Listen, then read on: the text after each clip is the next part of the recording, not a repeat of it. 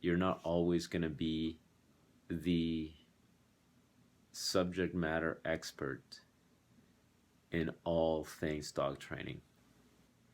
So you can be really, really good in a couple of things, or you could be good on a lot of things, on like everything.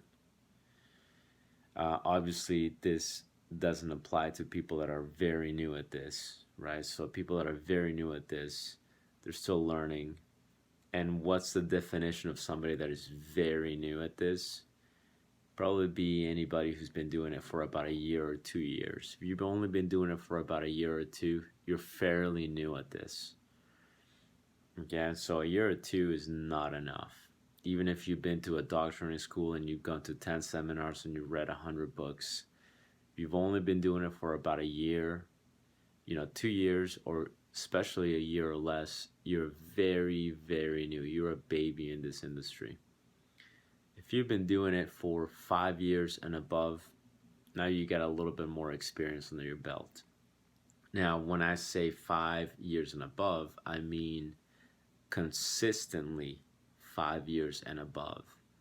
What a lot of people do is they'll include their inconsistent experience. So, like, let's say they start training dogs on year one, and then they work with one or two dogs during that year.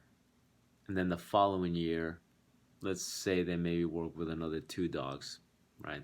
Very part-time basis. And then the third year, maybe they only work with one dog. Maybe the fourth year, they took a break. And now the fifth year, they're kind of, starting to get going again. So that's not consistent. And a lot of people actually fall under a very similar category where they're not consistently working for a period of about 2 years, 3 years, maybe even 10 years. I've seen that too. But because they have been, doing it for however many years, they count that as their experience. So the example that I just gave with the person who's been doing it for 5 years, during the fourth year they took a break, fifth year they're starting again. First 3 years they only train a handful of dogs throughout those first few years. That person will then go turn around and say, I've been training dogs for 5 years. They don't mention that they've been doing it inconsistently, or that they haven't had enough experience.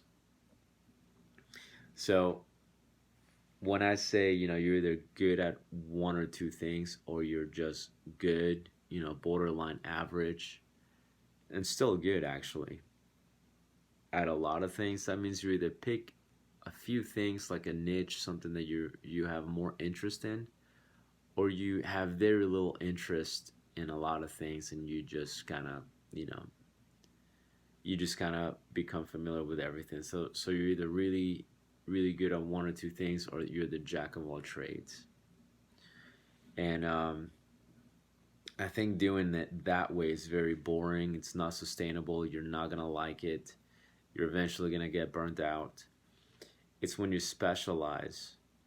It's when you find those two things that really interest you, and you decide to be really good at those two things, or that one thing. It's because you have the interest in pursuing that. That is when dog training becomes more enjoyable. Because I don't care how much you like to train dogs or how much you like dogs. If you just train, don't find an interest, don't find something that you particularly like about dog training, you're just not gonna last. That's just how it is. I see it all the time. I see people that want to get into it and they're like, oh yeah, I want to train dogs. If you don't pick an interest, you're not gonna last. You're just not. You're gonna do it for a few years, then you're gonna get burnt out and you're gonna go, this sucks, I don't really feel like doing it, it's just another job. But when you find that one thing that interests you, it could be working with service dogs, if you do it right. Most people don't. It's another video. But it could be protection training. It could be nose work. It could be dock diving. It could be agility or disc work.